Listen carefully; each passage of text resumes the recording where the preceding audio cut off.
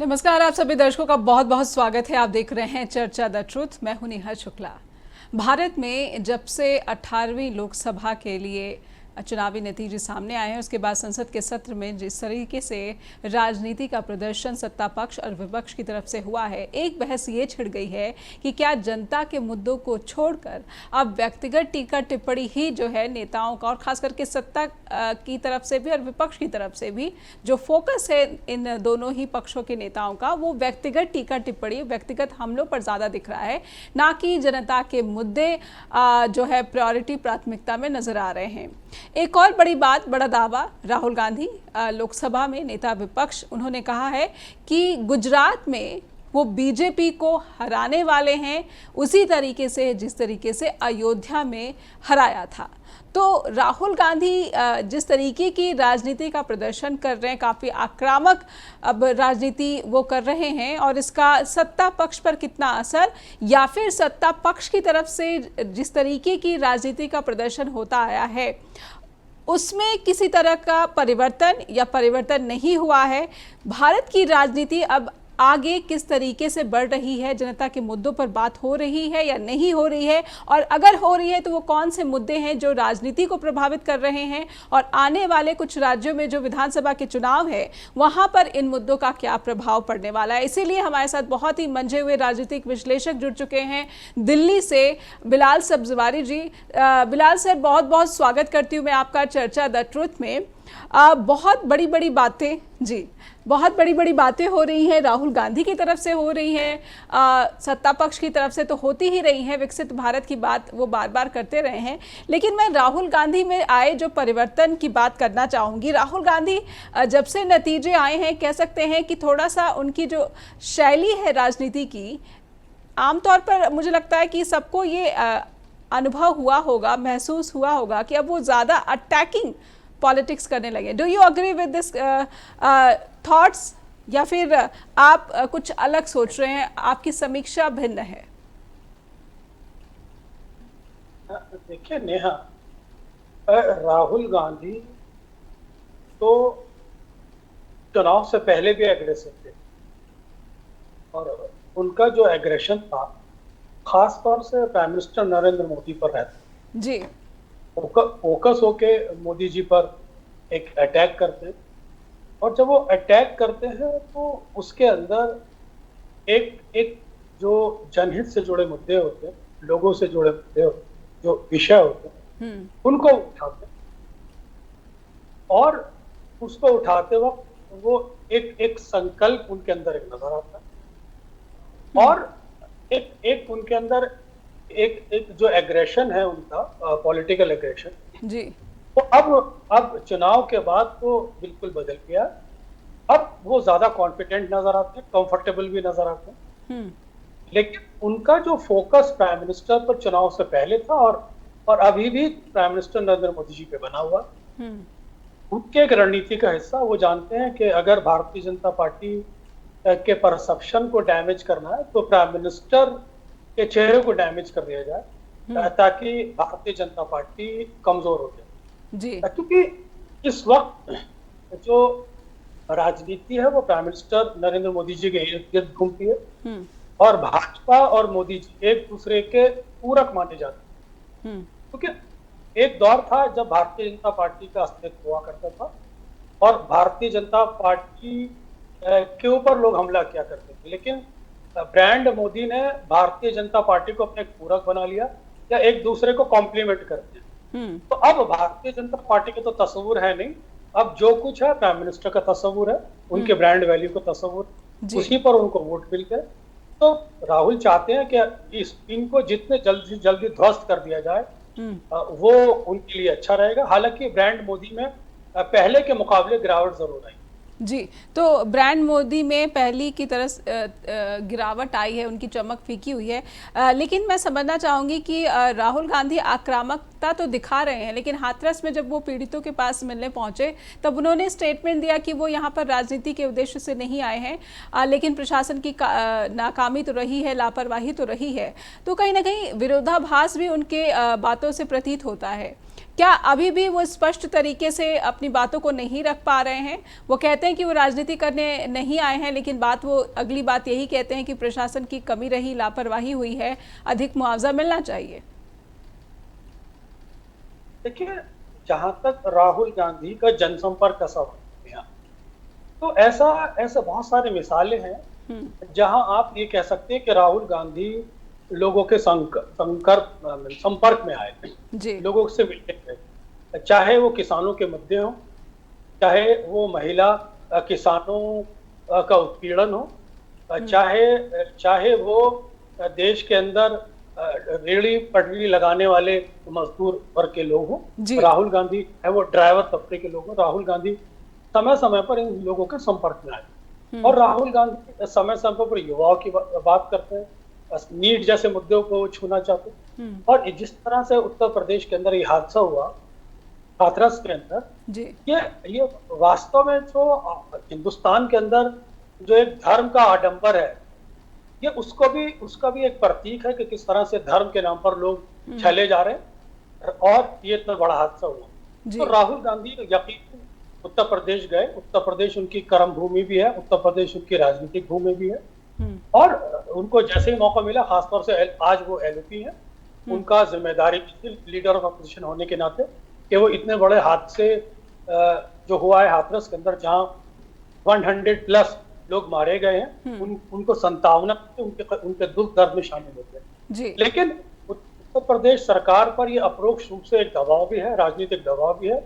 ये बताता है कि ये योगी आदित्यनाथ पर एक तरह से कांग्रेस पार्टी के माध्यम से दबाव भी बनाया गया, एक विपक्षी पार्टी होने के नाते, और यही जिम्मेदारी एलओपी की भी है और किसी भी नेता की, कि वो इस तरह के हादसों पर लोगों के पास जाए, संपर्क करे, उनको संतावना दे और सरकार पर दबाव।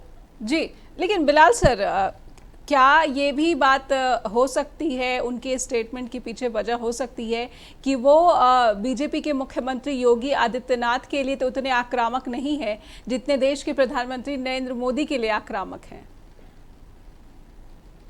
ये बात आप ठीक कह रही है नेहा, कि राहुल गांधी की जो प्राथमिकता है, राजनीतिक प्राथमिकता, वो नरेंद्र मोदी को लेकर है, क्योंकि आप देख सकते हैं कि नरेंद्र मोदी की रोशनी में सारे मुख्यमंत्री चमकते हैं और वोट नरेंद्र मोदी जी के नाम पे मिलता है।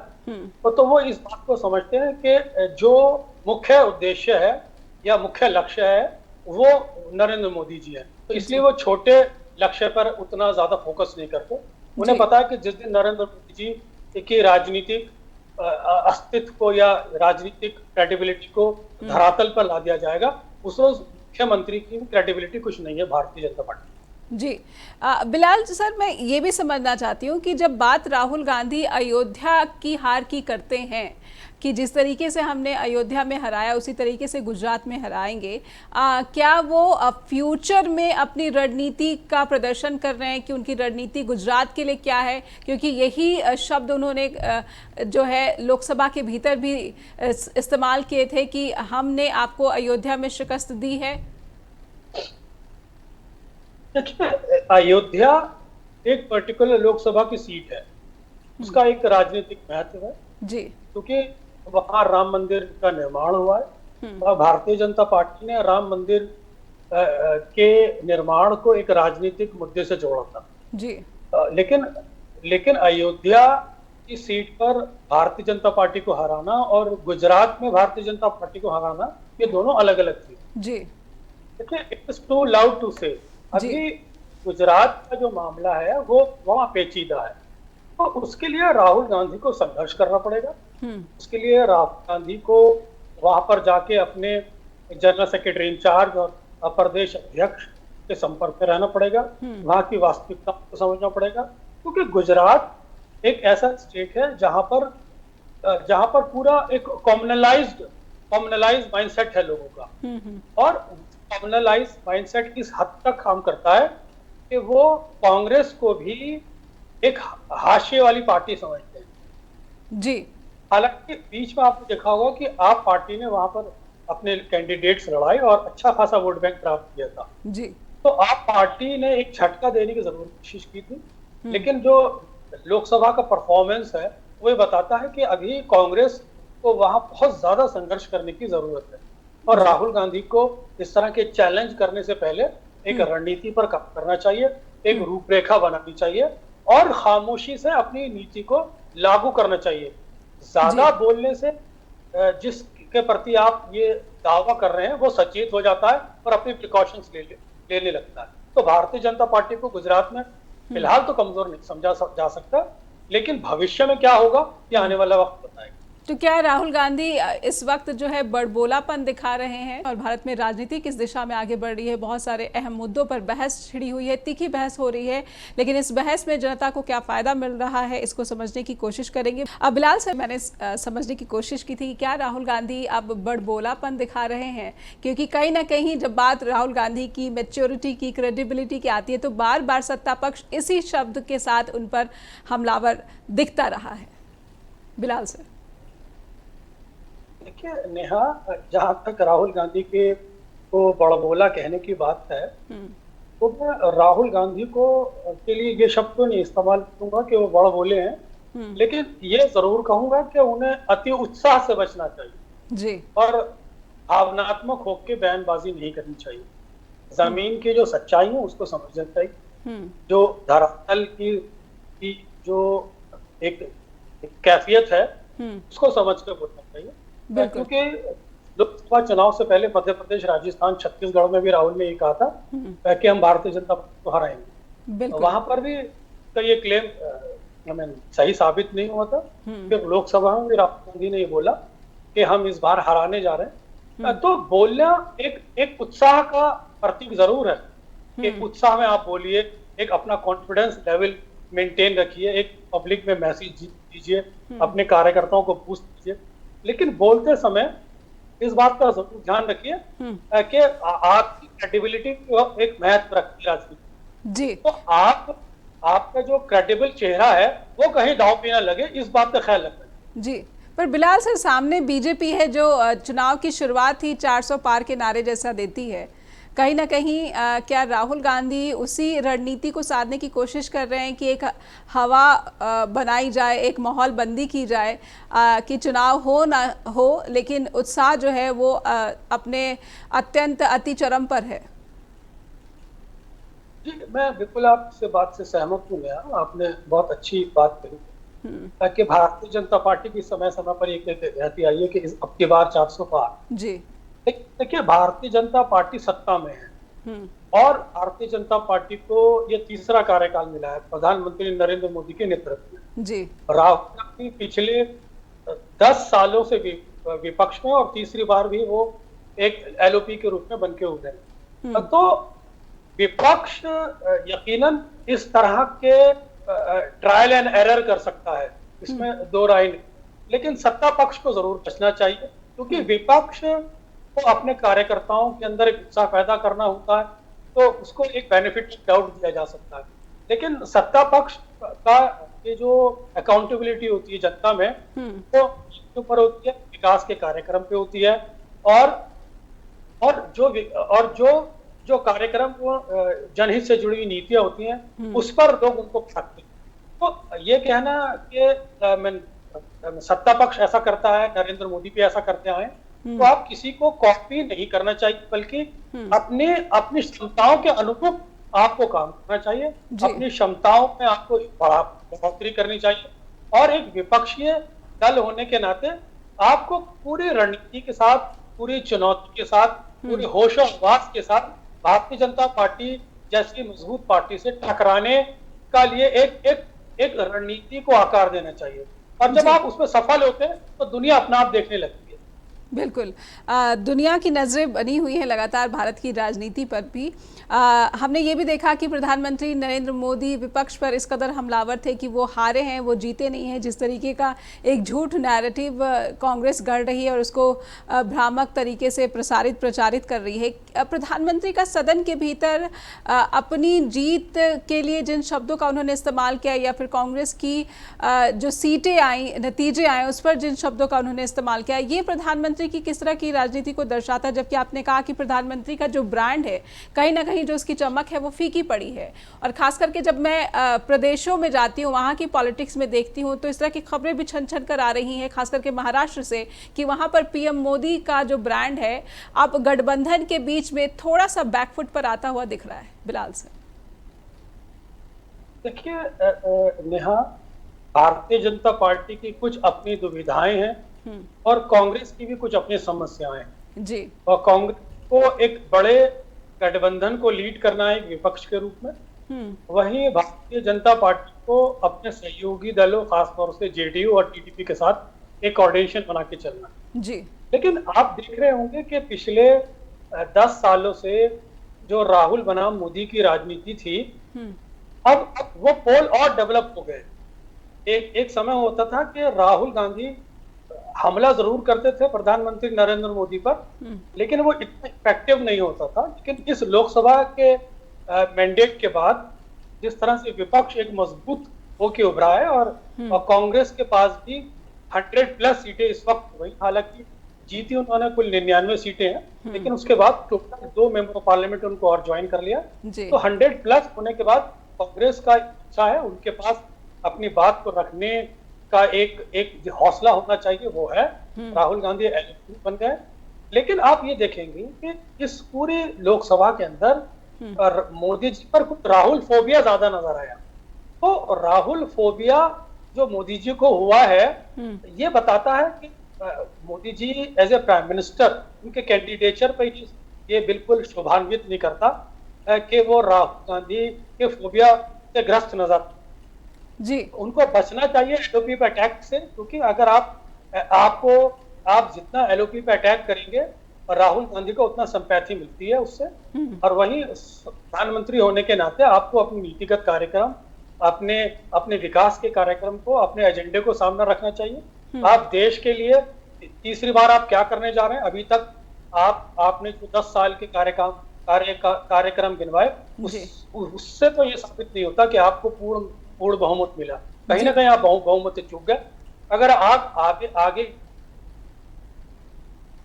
जी गांधी से टकराते हुए नजर आएंगे तो उसमें मेरा ख्याल है प्राइम मिनिस्टर को ज्यादा नुकसान हो सकता है और राहुल गांधी को फायदा। जी, प्राइम मिनिस्टर को नुकसान हो सकता है, लेकिन अब तो उन्हें तीसरा कार्यकाल मिल गया। ये नुकसान जो है वो बीजेपी को किस तरीके से और ज़्यादा प्रदेशों में, जो अलग अलग प्रदेश है वहाँ पर नुकसान पहुँचा सकता है जहाँ पर विधानसभा के चुनाव हैं, समझूंगी। लेकिन उससे पहले लोकसभा सत्र से जो 2 मुद्दे अहम निकल कर सामने आए हैं, एक अग्निवीर का और उससे पहले नीट विवाद का, क्या ये दोनों मुद्दे मौजूदा वक्त में भारत की राजनीति को लगातार प्रभावित कर रहे हैं और इनका सीधा सीधा जो असर है वो जनता में एक बड़े वर्ग पर भी देखने को मिल रहा है? यकीनन नेहा कि नीट एक ऐसा विषय है जिससे हिंदुस्तान के सभी पढ़े लिखे युवा प्रभावित होते हैं जी। और शिक्षा को दांव पे नहीं लगाया जा सकता, देश के युवाओं के भविष्य को दांव पे नहीं लगाया जा सकता। ये एक बहुत महत्वपूर्ण पहलू है और राहुल गांधी ने इस इशू को बहुत ही गंभीरता से उठाया। लेकिन सरकार की तरफ से जो एक रिस्पॉन्स मिलना चाहिए था वो उतना सकारात्मक नहीं है, क्योंकि जिस तरह से शिक्षा मंत्री ने प्रारंभ में ये कहा कि कोई सबूत नहीं मिले और फिर बाद में जिस तरह से इसके सबूत भर के सामने आए तो उसने सरकार को बैकफुट पे फेंका है। वहीं इस विषय के माध्यम से राहुल गांधी को देश के युवाओं में जुड़ने का मौका मिलता है। जहां तक अग्निवीर का सवाल है, तो अग्निवीर का आपने प्रभाव देखा होगा उत्तराखंड के अंदर, हरियाणा के अंदर, पंजाब के अंदर, उत्तर प्रदेश के अंदर, जहां से युवा सेना में भर्ती होते हैं और इसका एक आंदोलन लंबे समय से चलता है। यकीनन ये एक सेना के दृष्टिकोण से भी काफी महत्वपूर्ण है। देश के युवाओं को भी अपने भविष्य के स्थायित्व के लिए एक जो आश्वासन चाहिए होते हैं, उसमें इस नीति का अभाव है। तो सरकार को रिकंसीडर करना चाहिए अपने इस विषय को और चाहिए कि इस विषय को गंभीरता से समन्वय के साथ जो भी पॉसिबल हो सकता है विपक्ष से तालमेल करके उसमें सुधार की जरूरत है, अन्यथा ये सरकार के लिए ही नुकसानदायक साबित। जी, समझने की कोशिश करेंगे कि हरियाणा में भी विधानसभा के चुनाव हैं और अग्निवीर को लेकर जो विवाद चल रहा है, जो बहस चल रही है, क्या हरियाणा में बीजेपी को इससे एक बड़ा नुकसान मिलता हुआ दिख रहा है? मौजूदा वक्त में वहां पर जो राजनीति है वो इस योजना के विवाद से कितनी प्रभावित हो रही है? हमारे साथ राजनीतिक विश्लेषक बिलाल सब्जवारी दिल्ली से जुड़े हुए हैं लगातार, और उनसे हम भारत की राजनीति के मुद्दे और दशा और दिशा को समझने की कोशिश करें। सत्ता पक्ष या विपक्ष, किसका नेता प्रभावित जनता को करता हुआ ज्यादा प्रतीत होता है? बिलाल सर, हरियाणा में अग्निवीर योजना, इसका हमने कुछ जो है झलकियां कह सकते हैं। कांग्रेस का प्रदर्शन अच्छा रहा पिछली बार की तुलना में। क्या बीजेपी अब एक बड़े नुकसान की तरफ आगे बढ़ रही है? जिस तरीके से विवाद छिड़ा हुआ है और जिस तरीके से राहुल गांधी ने सदन के भीतर जो बातें रखी और राजनाथ सिंह ने सदन के भीतर जो बातें रखी, इसे लेकर अलग अलग तरीके से अलग अलग वर्गों से बहुत ही आपत्तियां और चिंताएं भी सामने आ चुकी हैं। देखिए नेहा, जहां तक पर्टिकुलर हरियाणा का सवाल है तो वहां पर सिर्फ अग्निवीर का मुद्दा ही नहीं बल्कि किसानों के मुद्दे भी जो है वो भी काफी प्रभावित है जी। और इस तरह से कांग्रेस वहां पर अच्छे खासी सीटें 5 या 7 सीटें जीतने में कामयाब रही है टोटल 10 सीटों में से। वो बताता है कि कांग्रेस का परफॉर्मेंस इस बार बहुत अच्छा रहा है और अग्निवीर के मुद्दे पर यकीनन कांग्रेस पार्टी को लाभ मिला है। वो उस मुद्दे को रेगुलर उठा रहे थे, लेकिन ये सब चीज निर्भर करती है स्टेट लीडरशिप पर। अब आने वाले समय में जो चुनाव है हरियाणा के साथ या फिर झारखंड के चुनाव है, अब फिर दिल्ली में भी आने वाले समय में चुनाव है, फिर महाराष्ट्र में भी चुनाव है, फिर जम्मू कश्मीर में भी चुनाव है, फिर पंजाब में भी चुनाव। ये जो स्टेट्स हैं इस पर ये देखने की जरूरत होगी कि प्राइम मिनिस्टर इसमें कंपेन करते हैं या नहीं करते, क्योंकि अब प्राइम मिनिस्टर की जो पोजीशन है, जो एक गिरता हुआ ब्रांड है, जो ब्रांड वैल्यू जो उनका जिस तरह से प्रभावित हुई है इस चुनाव में जी। ये डिपेंड करेगा कि भारतीय जनता पार्टी उन पर दाव खेलना पसंद करेगी इन चुनाव में और या फिर उनको सेफ जोन में रखेगी। क्योंकि मैं व्यक्तिगत रूप से महसूस करता हूँ कि अब प्राइम मिनिस्टर को भारतीय जनता पार्टी को स्टेट के चुनाव से दूर रखना चाहिए, क्योंकि अगर स्टेट के चुनाव में प्राइम मिनिस्टर को इन्वॉल्व करते हैं तो अगर इस चुनाव परिणाम विपरीत आते हैं तो फिर मोदी जी की क्रेडिबिलिटी और दांव पे लगती है, जिसका प्रभाव भारतीय जनता पार्टी के ओवरऑल परसेप्शन पे पड़ेगा। फिर उसका इफेक्ट ये आएगा कि जेडीयू और टीडीपी और मुखर हो जाएंगे, दबाव की परिस्थिति में आ जाएंगे जी। और अगर मोदी जी को दूर रखते हैं तो स्टेट के अंदर भारतीय जनता पार्टी के पास ऐसे कोई नेता नहीं है जो विपक्षी नेताओं से टकरा जाए। यानी कि अगर आप हरियाणा की बात करें तो हरियाणा में दीपेंद्र हुड्डा या हुड्डा उनके फादर वो इतना बड़ा चेहरा है कि भारतीय जनता पार्टी के पास उनके समक्ष कोई नेता नहीं है। वहीं आप पंजाब की बात करें तो पंजाब की भारतीय जनता पार्टी एक ग्रोइंग पार्टी है, तो वहां पर एक थर्ड फैक्टर माना जाता है, तो वहां पर भी वो केजरीवाल से कैसे टकराएंगे या पंजाब के मुख्यमंत्री से उनका लीडरशिप कैसे टकराएगा, ये भी देखने वाली बात है। महाराष्ट्र में अगर आप बात करें तो उद्धव ठाकरे हैं, शरद पवार हैं, ये दो बड़े नेता हैं, उनके सामने भारतीय जनता पार्टी के पास ऐसा कोई स्टेट लीडर नहीं है जिनके वो बिहाफ पर वहां का चुनाव जीत सके। वहीं दिल्ली में अगर आप बात करें तो केजरीवाल अपने आप में बहुत बड़ा चेहरा, जिससे मुकाबला करना भारतीय जनता पार्टी के लिए स्टेट में आसान नहीं है।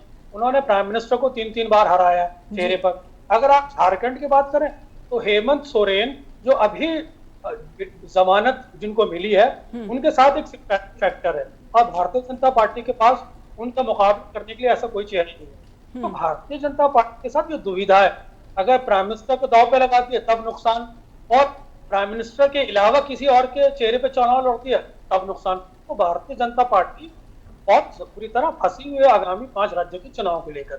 साथ ही साथ बहुत सारे स्टेट्स, दो एक स्टेट्स में खासतौर से आपके राजस्थान में या उत्तर प्रदेश में बाईपोल भी होने, तो ये भी एक तस्वीर को साफ करेंगे कि आगामी आने वाले समय में भारतीय जनता पार्टी का एक परसेप्शन किस तरह से डेवलप होता आता है। लेकिन इन 5 राज्यों का जो चुनाव है ये काफी महत्वपूर्ण मानता हूं भारतीय जनता पार्टी के भविष्य के। जी, तो ये जो विधानसभा के चुनाव या फिर उपचुनाव हैं, इनके बीच में अगर हम बीजेपी की स्टेट लीडरशिप की बात कर रहे हैं कि अगर उनके चेहरों पर ही जो है चुनाव लड़ने की रणनीति पर बीजेपी आगे बढ़ती है, तो क्या इसकी भी पूरी आशंकाएं बनी हुई हैं कि बीजेपी में फूट जो है वो अब खुलकर सामने आ जाएगी? क्योंकि जो तनाव या मतभेद जो है दबी जुबान में अभी पार्टी के भीतर है, वो खुलकर सामने आ जाएगी। हमने अभी राजस्थान में जो कृषि मंत्री हैं किरोड़ी लाल मीणा, उनका इस्तीफा देखा है सामने। तो क्या अब ये शुरुआत हो चुकी है कि बीजेपी को अलग अलग प्रदेशों में अब गुटबाजी का या फिर विरोध के सुर का सामना करना पड़ेगा? बिल्कुल आप ठीक कह रही हैं। जिस तरह से करोड़ीलाल मीणा और खास तौर से वसुंधरा राजे सिंधिया और का जो एक टकराव चल रहा है सीएम पद को लेकर, जो हुआ था पूर्व में भी और मौजूदा समय में जो भजन लाल से टकराव है, वो एक मुख्य कारण वहाँ के एक पॉलिटिकल भारतीय जनता पार्टी के द्वंद का। वहीं हरियाणा के अंदर खट्टर बना मुख्यमंत्री का जो टकराव वो सामने है। दिल्ली में भारतीय जनता पार्टी का ऐसा कोई बड़ा चेहरा नहीं है कि वो जो केजरीवाल का मुकाबला कर सके। झारखंड में भी आप हेमंत सोरेन के मुकाबले भारतीय जनता पार्टी के पास कोई ऐसा चेहरा नहीं है जो उनको डिफीट कर सके। वहीं महाराष्ट्र में आपने देखा कि भारतीय जनता पार्टी की किस तरह से एक अच्छी खासी लोकसभा चुनाव में हार हुई है, या कह सकते हैं कि कम सीटें प्राप्त, और जो एक्सपेरिमेंट उन्होंने किए थे वो किस तरह से भारतीय जनता पार्टी को नुकसान पहुंचाते हुए नजर आ रहे हैं। तो ओवरऑल आप कह सकते हैं कि भारतीय जनता पार्टी के लिए आने वाला समय काफी चुनौतीपूर्ण है और काफी दिक्कतों भरा है, और भारतीय जनता पार्टी को फूंक फूंक के कदम रखना पड़ेगा। और अगर इन चुनाव में भी परिणाम भारतीय जनता पार्टी के विपरीत जाते हैं तो ये यकीनन केंद्र सरकार के परसेप्शन को और कमजोर करेंगे, और ये से जो भारतीय जनता पार्टी की अंदरूनी राजनीति है वो सरफेस। जी, तो क्या ये परिस्थितियां, जो राजनीतिक परिस्थितियां आपने रखी हैं सामने, क्या ये उन्हीं दावों की पुष्टि करती हैं या फिर उनको आधार दे रही हैं जो दावे अभी लालू यादव ने भी किया कि अगस्त तक जो है एनडीए सरकार गिर जाएगी, इस तरह के स्टेटमेंट, और फिर संजय राउत ने इस स्टेटमेंट का समर्थन कर दिया? इन दोनों ही नेताओं के स्टेटमेंट को कैसे देख रहे हैं आप? अगस्त तक एनडीए सरकार गिर जाएगी? देखिए, राजनीतिक पार्टियां एक चुनाव के अंदर या माहौल के अंदर एक गर्मी बना के रखना चाहती हैं, खासतौर से विपक्ष जी। और लालू अगर कुछ बोल रहे हैं तो उसका अपना एक निहितार्थ होता है, उसका एक महत्व होता है। लेकिन मैं इस बारे में बहुत जल्दबाजी से नहीं कह सकता, क्योंकि मैं भारतीय जनता पार्टी की रणनीति से वाकिफ हूं। जिस तरह से भारतीय जनता पार्टी ने ऑपरेशन लोटस के माध्यम से विपक्ष की 11 सरकारें गिराई पिछले 10 सालों में, वो काफी महत्वपूर्ण है। और भारतीय जनता पार्टी को अगर आप ओपन चैलेंज करेंगे कि इनकी सरकार गिर सकती है, तो वो जेडीयू या टीडीपी के सांसदों को पहले ही कॉन्फिडेंस में ले लेंगे। स्पीकर को अपना बना ही चुके हैं जी। तो कह सकती है कि भारतीय जनता पार्टी इस मामले में बहुत चतुर है।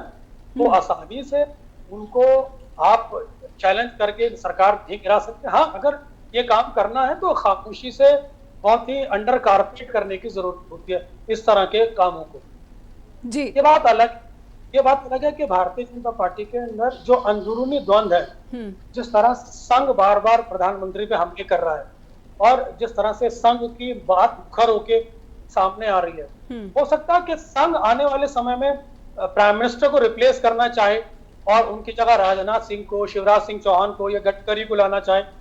तो संघ खुद टीडीपी या जेडीयू से अंदरूनी तौर पे बात करके प्राइम मिनिस्टर की पोजीशन को बदलना चाहे, ये इसकी भी संभावना है जी। तो कुल मिलाकर आने वाले समय में बहुत ही गंभीरता पूर्वक हमें परिस्थितियों को नजर बनाने की जरूरत है, क्योंकि राजनीति में परिस्थितियां बदलती रहती है जी। और एक तरह से भारतीय जनता पार्टी को बाहर से खतरा है, मैं अंदर से भी खतरा मानता हूँ जी। अंदर से जो खतरा है, और इसमें बार बार जो नितिन गडकरी का नाम जो है सामने रखा जाता है, लेकिन नितिन गडकरी के अगर स्वयं के स्टेटमेंट्स को देखा जाए तो क्या प्रधानमंत्री पद अगर उनको ऑफर होता है तो क्या उसे लेने के इच्छुक भी नजर आते हैं? वो तो राजनीति से संन्यास लेने की तरह या फिर राजनीति अच्छी जगह नहीं है, इस तरह की स्टेटमेंट देते रहते हैं। क्या नितिन गडकरी की तरफ से कुछ स्वेच्छा दिखती है आपको? देखिए, पर्टिकुलर में किसी का नाम नहीं ले सकता, लेकिन 2024 के इलेक्शन के बाद आपने देखा होगा कि भारतीय जनता पार्टी या संघ की तरफ से ये कहा गया था कि प्रधानमंत्री का चेहरा भारतीय जनता पार्टी की राष्ट्रीय कार्यकारिणी में संसदीय दल की बैठक में तय किया जाएगा। जी। जो नहीं हुआ तो ये अपना चिंता का विषय है। यहीं से आप चीजें पकड़ने की कोशिश कीजिए कि भारतीय जनता पार्टी का द्वंद्व तो मौजूद है, लेकिन वो अभी भी मोदी जी और अमित शाह के कारण छुपा हुआ है।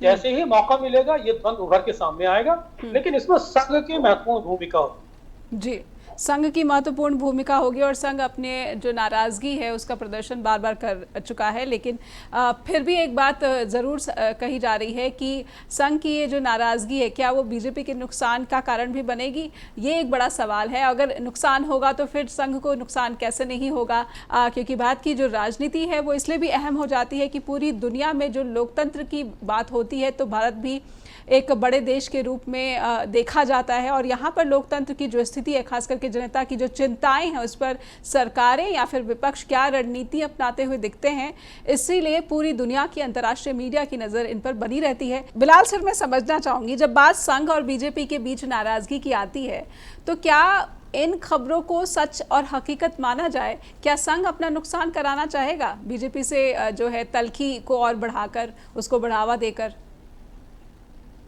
देखिए नेहा, संघ और बीजेपी एक दूसरे से अलग नहीं है जी। संघ का पॉलिटिकल विंग है भारतीय जनता पार्टी।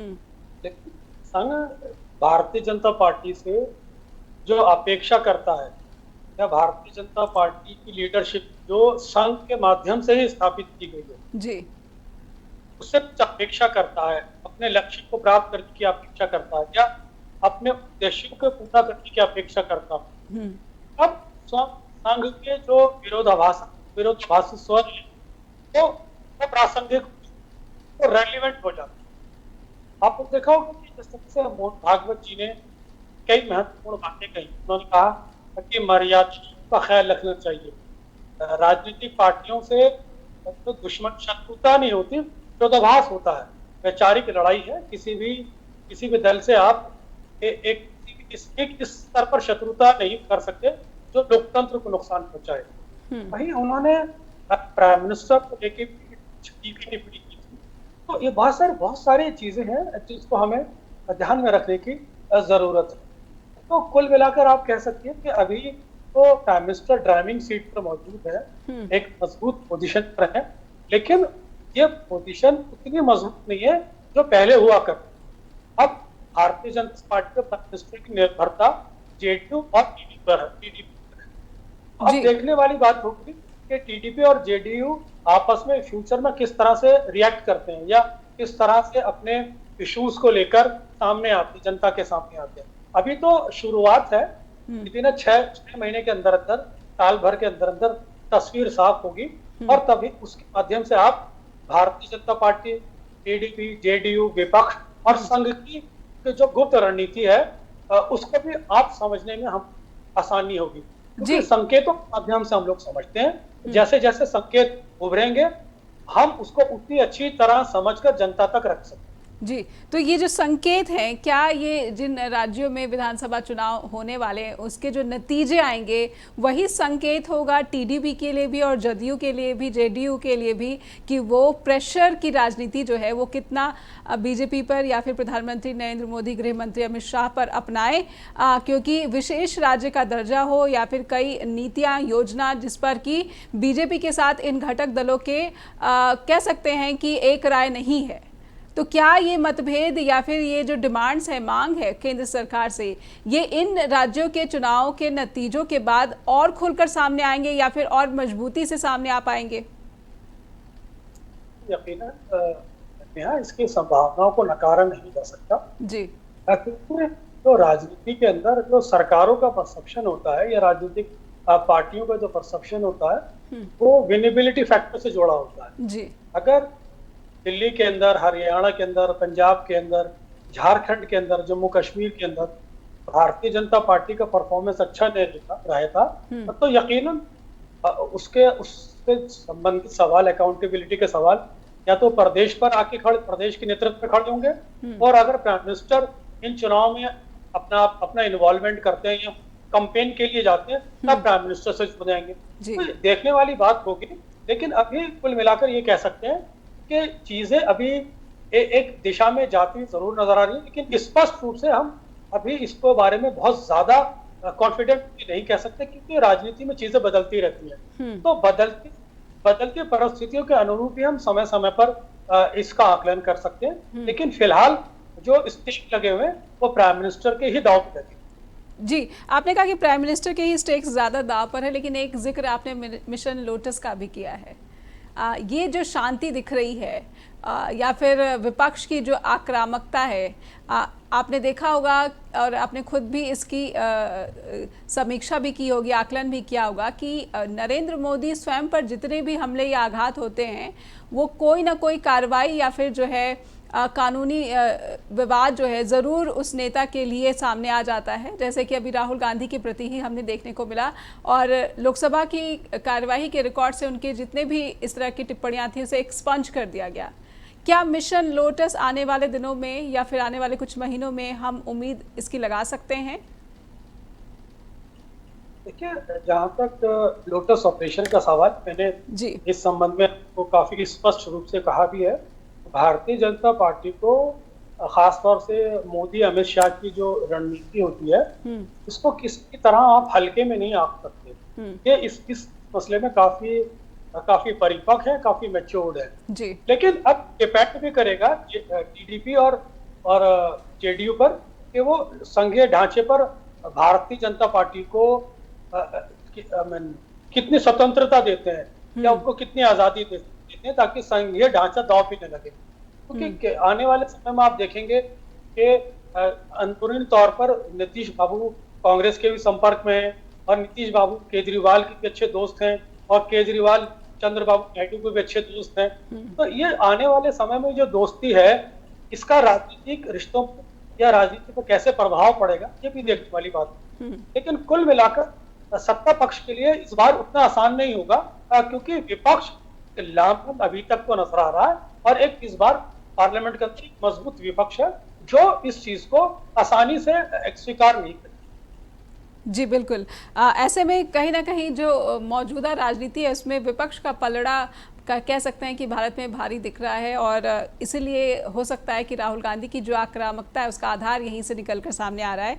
एक बात मैं उत्तर प्रदेश को लेकर आपसे समझना चाहती हूँ कि राहुल गांधी हाथरस के पीड़ितों को मिलने पहुंचे, लेकिन अखिलेश यादव अभी तक नहीं पहुंचे। क्या रणनीति हो सकती है, क्या इसके पीछे सियासत हो सकती है? क्योंकि अखिलेश यादव का नाम हाथरस भगदड़ के बाद काफ़ी उछाला था, बीजेपी की तरफ से काफ़ी उछाला गया था और कहा गया था कि वो अंधविश्वास को बढ़ावा देते हैं। देखिए, जहां तक अखिलेश का सवाल है, अखिलेश यादव का अपना एक अंदाज है और वो अपनी राजनीति, उत्तर प्रदेश की राजनीति के अनुरूप ही राजनीति करना चाहते हैं और बहुत ही व्यवहारिक और बहुत ही प्रैक्टिकल पॉलिटिशियन है अखिलेश। तो अखिलेश को जैसे मौका मिलेगा वो जरूर जाएंगे।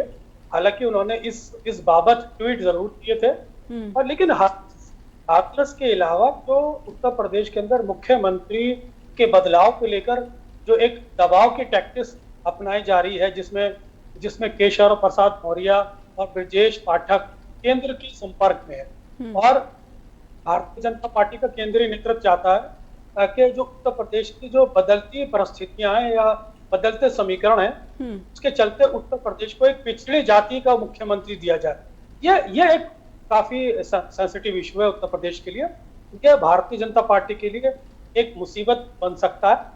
इसको लेकर आप देख सकते हैं केंद्रीय नेतृत्व और योगी आदित्यनाथ के बीच में आने वाले समय में टकराव भी नजर आ सकता है और ये भी देखना होगा कि इसमें संघ की क्या भूमिका होगी, इस पर हमें नजर बनाने की जरूरत है। क्योंकि केंद्र बदलती राजनीतिक परिस्थितियों में जो संकेत दे रहा है, जिस तरह से अनुप्रिया पटेल ने योगी आदित्यनाथ को पत्र लिखकर पिछड़ी जातियों के आरक्षण का मुद्दा उठाया है, फिर उसके साथ साथ जो भारतीय जनता पार्टी के उत्तर प्रदेश के घटक दल है वो इस मुद्दे को बार बार उठा रहे हैं। तो ये बताता है कि भारतीय जनता पार्टी के लिए उत्तर प्रदेश भी एक कॉम्प्लिकेटेड एरिया बना। जी, लेकिन बिलाल सर, जहाँ तक मुख्यमंत्री योगी आदित्यनाथ की बात है, वो एक ऐसे नेता नहीं हैं जिनको आसानी से अपदस्थ किया जा सके, जैसे कि मनोहर लाल खट्टर के साथ हुआ, वसुंधरा राजे के साथ हुआ, शिवराज चौहान के साथ हुआ। कहीं ना कहीं जो उनकी छवि है वो भी एक दमदार रौबदार नेता की रही है। क्या जिस रणनीति पर बीजेपी आगे बढ़ती दिख रही है, या फिर जितना उस पर प्रेशर है किसी पिछड़े वर्ग से मुख्यमंत्री के चयन का, क्या ऐसा संभव भी होगा? बीजेपी की राह कितनी मुश्किल? आप ठीक कह रहे हैं। योगी आदित्यनाथ को बिना संघ को कॉन्फिडेंस को लेके नहीं हटाया जा सकता। योगी आदित्यनाथ का बैकग्राउंड भारतीय जनता पार्टी से तो नहीं जुड़ा हुआ, बल्कि हिंदू युवा वाणी से जुड़ा हुआ है जी। वो एक हिंदुत्व के एक कट्टर चेहरे माने जाते हैं। हालांकि इस बार जो उत्तर प्रदेश का परफॉर्मेंस रहा है उसके चलते योगी जी की भी जो राजनीतिक ब्रांड वैल्यू है वो भी पिट गई है। तो अब जो जातीय गोलबंदी है उत्तर प्रदेश में, वो राजनीति की जरूरत है। तो इस संबंध में संघ और भाजपा मिलकर क्या कदम उठाते हैं, कौन सा बीच का रास्ता निकालते हैं, इस बात पर निर्भर करेगा कि आने वाले समय में क्या वो ये दोनों मिलकर तय करते हैं या नहीं कर पाते थे।